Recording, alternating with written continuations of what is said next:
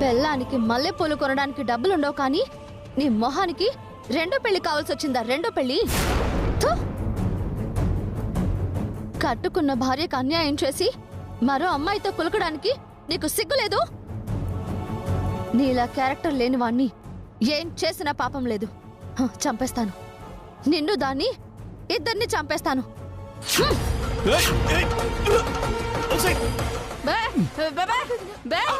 అక్క ఆగక్క, నా మాట వినక్క. నీలో ఆగవే. నీలో ఆగవే. అక్క ఆవేశపడకు. నీలు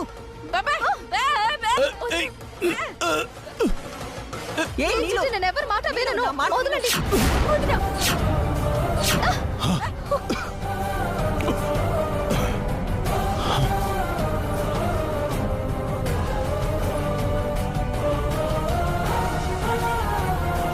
నా కడుపులో మంట మీ ఎవరికి అర్థం కావడం లేదు.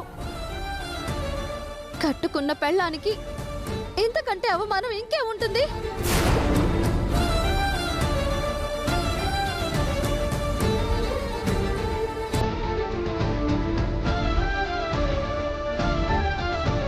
రేయ్, నా చదువుకి, నా అందానికి, నా స్థాయికి నీకంటే మంచి మొగుడు వచ్చేవాడ్రా. కానీ నువ్వు ఈ తాళి కట్టావన్నా ఒకే ఒక్క కారణంతో ఈ తాళికి విలువిచ్చి నా తల్లిని ఎదిరించి మరీ నీతో కాపురం చేశాను చూడు. ఇదేరా నేను చేసిన తప్పు.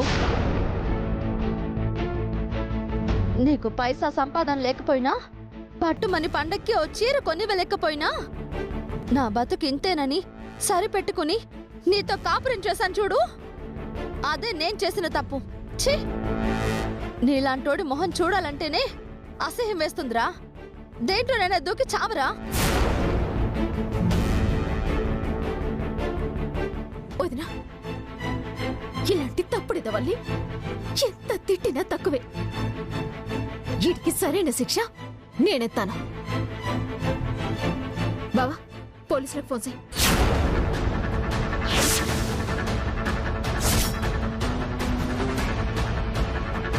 చిట్టమ్మా, చెయ్యి బావా. కట్టుకున్న పెళ్ళ ఉండగా రెండో పెళ్లి చేసుకొని ఇంటి ఇల్లాలని మోసం చేసినాడికి, అన్యాయం చేసినాడికి శిక్ష పడి తీరాల్సిందే.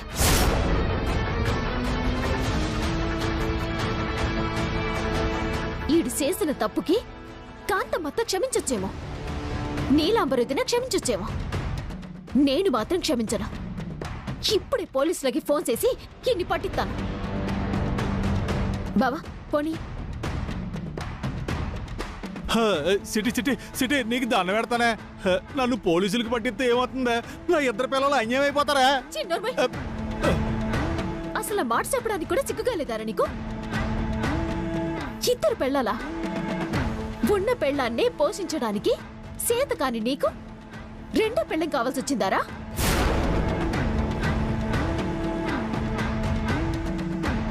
నీకే కాదురా, నీలాగా కట్టుకున్న పెళ్ళాన్ని మోసం చేసి రెండో పెళ్లి చేసుకున్న ప్రతి మగాడికి ఏదో గుణపాఠం కావాలి.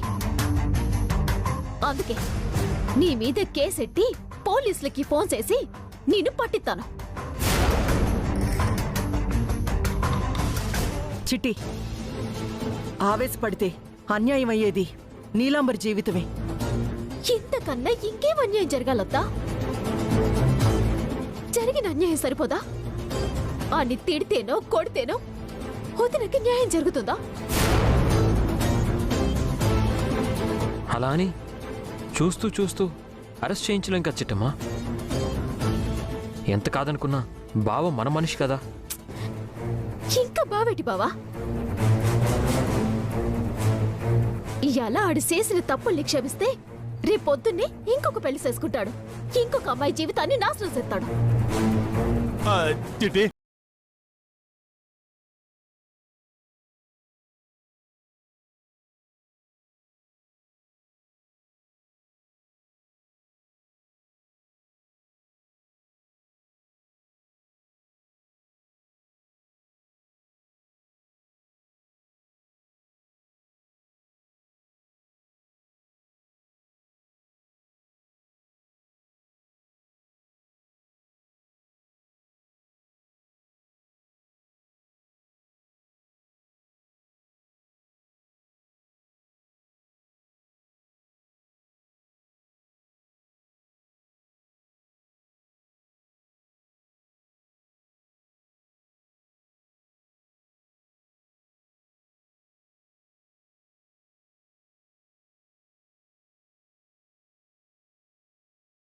ప్లీజ్ మీకు దండం పెడతానండి, దయచేసి భాస్కర్ మీద కేసు పెట్టి లోపల వేయించకండి. నేను నా బిడ్డ అన్యాయం అయిపోతామండి. చిన్నర్బాయ్, ఈ బుద్ధి ఆడిని కట్టుకోక ముందుండాలి. ఆడికి పెళ్ళైందని రెండో పెళ్లి చేసుకోవటం తప్పు అని తెలుసు కూడా ఆడిని కట్టుకున్న నువ్వు కూడా శిక్ష అనుభవించాలి.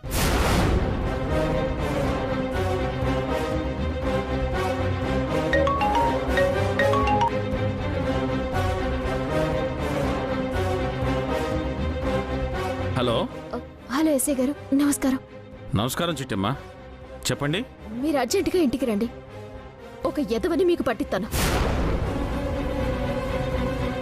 విషయం ఏంటమ్మా? మీరు వచ్చాక వివరంగా చెప్తామండి. మీరు రండి. అలాగేనమ్మా. ఏంటి చిట్టి, నన్ను జైలుకి పంపించాలని నిర్ణయించుకున్నావా? అవునరా. పంపించావే, ఎందుకు పంపించావు? నువ్వు అసలు నా సొంత చెల్లెలు అయితే కదా.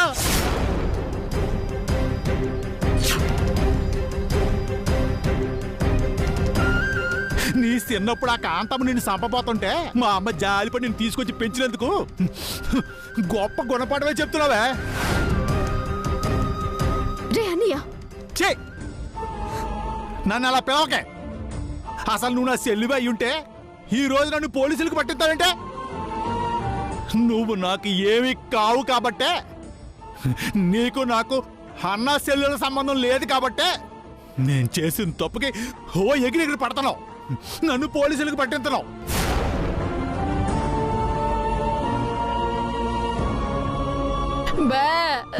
అమ్మా చూసావా, పావుకి పాలు పోసి పెంచావే నువ్వు. పావు అది పావు.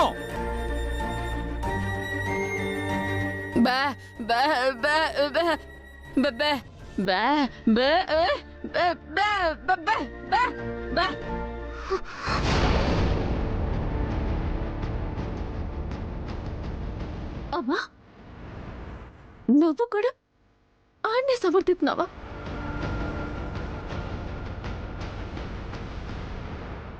నేను ఆడి మీద కేసెడితే మన మధ్య ఉన్న సంబంధం తెగిపోతుందంటున్నావా?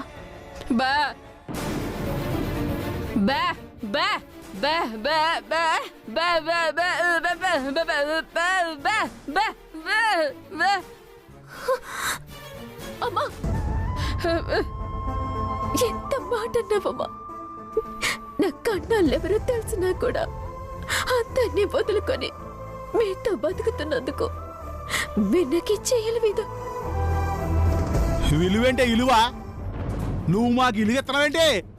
మేము నీకు ఇవ్వడానికే. అసలు ఇంకొక క్షణం ఈ ఇంట్లో నువ్వు ఉండడానికి ఇల్లేదు. పోవే బయటికి.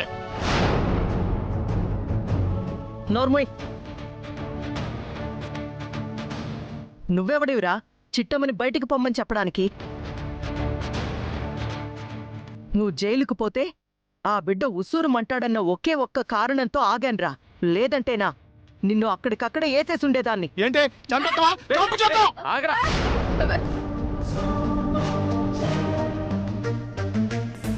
చిట్టమ్మ కేసు పెడతానంటే అక్క భర్తవి కదా అని ఒక్క క్షణం ఆలోచించాను. కానీ ఏ క్షణం అయితే చిట్టమ్మని ఇంట్లో నుంచి బయటికి పొమ్మన్నావో ఆ క్షణమే నీ మీదున్న చిన్న అభిమానం కూడా పోయిందిరా.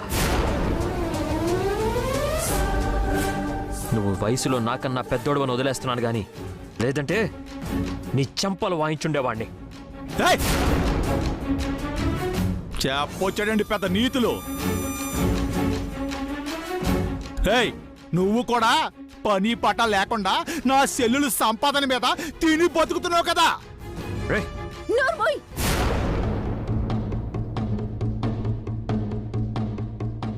ఆయనకేడు తక్కువరా. ఆయన రాజకుమారుడు, పుట్టుకతోనే కోటీశ్వరుడు. నేను కావాలనుకొని నాతో వచ్చి ఎలా అష్ట కష్టాలు పడ్డారే తప్ప ఏనాడు నా మీద ఆధారపడి బతకలేదురా. మాట్లాడనవసరం. నువ్వు నా మీద కేసు పెట్టను అంటే నువ్వు ఇంట్లో ఉంటావు, లేదంటే ఇప్పుడే నేను మెడబెట్టి బయటికి గెంటేస్తాను. ఏది గెంట్రా? గెంటు గెంట్రా. బా బా బా బా బా బా బా బా బా బా బా. ఏటమ్మా ఈడి మీద కేసెడితే నేను మీ అందరినీ వదులుకోవాల్సి వస్తుందా?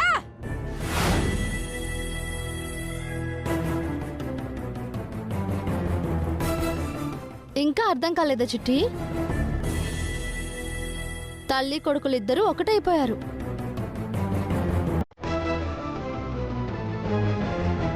ఎంతైనా పెంచిన తల్లి పెంచిన తల్లే కదా.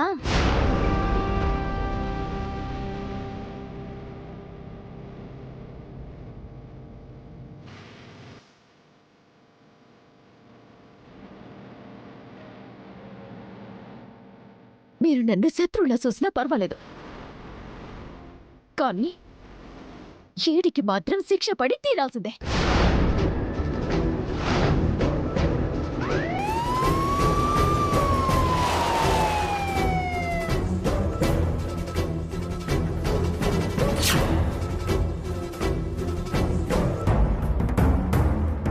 కానిస్టేబుల్స్,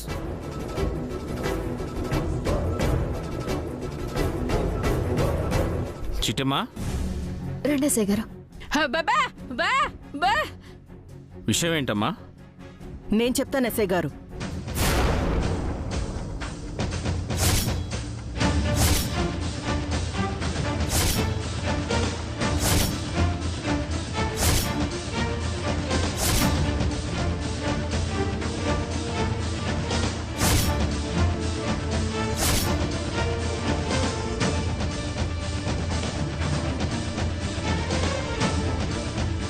విషయం పూర్తిగా అర్థమైంది మేడం. మిస్టర్ భాస్కర్, వీళ్ళంతా చెప్పింది నిజమేనా? ఈ అమ్మాయి మెళ్ళ తలకట్టావా? అది అవును సార్, నన్ను రెండో పెళ్లి చేసుకున్నాడు.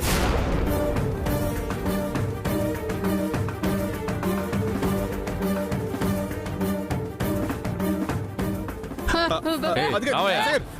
రా పోలీస్ స్టేషన్. చిట్టి చిట్టి, నన్ను పోలీసులకు పట్టిందో కదా. ఈ పాప ఊరికే పోతే సర్వనాశనం అయిపోతావు, మట్టి కొట్టుకుపోతావు నువ్వు. రావయ్యా. నాశనం అయిపోతావు చిట్టి నువ్వు. ఎక్కువ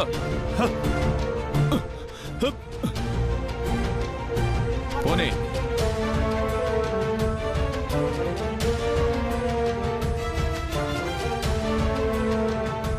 తప్పు చేసింది మా నాన్నైనా ధర్మం తప్పకూడదని మా నాన్న శంకర్ నారాయణ గారు చెప్పేవారంట. నేను అదే పాటిస్తున్నాను. నేనే తప్పు చేయలేదు. చిట్టమ్మా, నువ్వే తప్పు చేయలేదు. నువ్వు బాధపడాల్సిన అవసరం లేదు. అవును చిట్టమ్మా, నేను చేయాల్సిన పని నువ్వు చేశావు. బాధపడాల్సింది నువ్వు కాదు, తప్పు చేసిన వాళ్ళు. హే నాగమణి, చేసిన నిర్వాకం చాలు, వెళ్ళు, బయటికెళ్ళు. బా బా బా బా బా బా బా బా బా బా బా బా. ఏటమ్మా, తను నీ కోడలా? తను నీ మనవరాలా? వాళ్ళిద్దరూ ఇక్కడే ఉంటారా? బా బా బా బా ఏయ్ బా బా. కోకిలమ్మ, ఏయ్ కోకిలమ్మ. చూసావా చిట్టి, మనవరాల్ని చూడగానే మీ అమ్మ ఎలా మారిపోయిందో. ఎంతైనా కన్న తల్లి కదా వదినా. కొడుకెంత పెద్ద తప్పు చేసినా క్షమిస్తుందే తప్ప శిక్ష వేయాలనుకోదు. పైగా మనవరాలు కూడా పుట్టిందనేసరికి తన మీద కూడా ప్రేమ చూపిస్తుంది.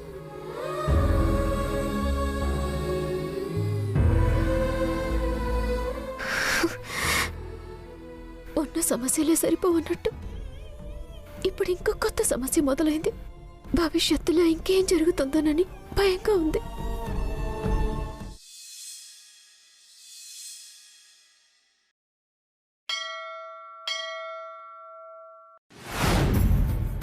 ఏమండి, అభంశుభం తెలియని ఒక ఆడపిల్ల ఉసురు పోసుకోవటం మన కుటుంబానికి క్షేమం కాదండి. నా మాట వినండి. లతకి విడాకులు ఇవ్వాలనే ఆలోచన మానుకోండి. నోర్మోయ్, చూసావుగా నీ కోడలి పిల్ల ఎంత పనిచేసిందో. చిట్టమ్మ సీమంతానికి వెళ్ళొద్దు అంటే వెళ్ళి తీరతాను, మీకు చేతనైంది చేసుకోండి అన్నంత అహంకారంతో వెళ్ళింది. అలాంటి ఆడపిల్లకి విడాకులు ఇవ్వద్దనడానికి నీకు నోరెలా వస్తుంది? అవునమ్మా, భర్త నాన్న గౌరవాన్ని మంట కలిపింది, నాన్నగారి పెద్దరికాన్ని కాలదనింది. అలాంటి దాన్ని సిగ్గు లేకుండా మళ్ళీ కాపురానికి ఎలా తీసుకురమ్మంటావు? దాన్ని వదిలించుకోవటానికే కదరా మీ తండ్రి కొడుకులు ఇద్దరు కలిసి నాటకం ఆడారు. గుండెల మీద చేతులు వేసుకొని చెప్పండి, చిట్టమ్మ సీమంతానికి వెళ్ళొద్దని చెప్పింది నీకు నడువు నొప్పి వచ్చిందనా, లేదంటే నిజంగానే సీమంతానికి లత వెళ్ళొద్దనా? మీరు మాట్లాడలేర్రా, ఎందుకంటే మీరిద్దరూ దుర్మార్గులు. అమ్మా మానసాదేవి, ఏ పౌరుషం పొడుచుకొచ్చిందా? జమీందారింటి కూతురుగా నాకు పౌరుషం పొడుచుకొస్తుందండి. ఏ పాపం చేయని నా మేనకోడలికి అన్యాయం చేస్తుంటే నేను మాత్రం చూస్తూ ఊరుకుంటానా? ఏం చేస్తావు? ఏం చేస్తావు? కోర్టుకెళ్ళి మేమిద్దరం చేసింది తప్పు నిరూపిస్తావా, లేక మాకే వ్యతిరేకంగా సాక్ష్యం చెప్తావా? అవసరమైతే అంత దూరం కూడా వెళ్తానండి. నోర్ మొయ్.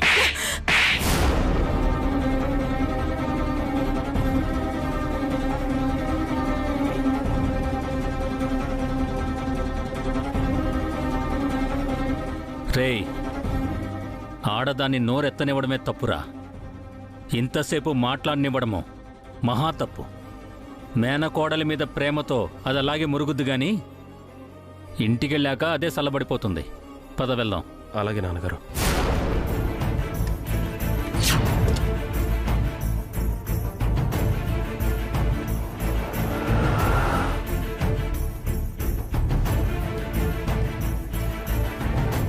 ఏంటి, గతంలో నీ భర్తకు జరిగిన అవమానం మర్చిపోయావా?